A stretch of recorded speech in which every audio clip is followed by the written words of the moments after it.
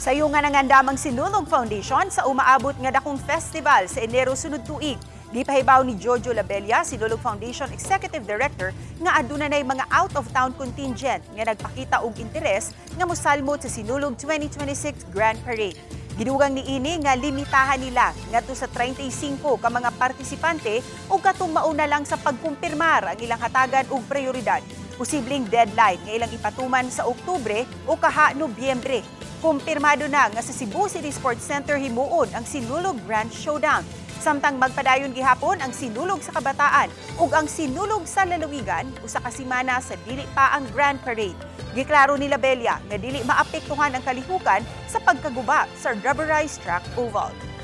Dili na makaapekto. In fact, kaning rubberized tabunan ni natog mga plywood para di siya maingnon ta mao na magmitigate sa iyahang damage.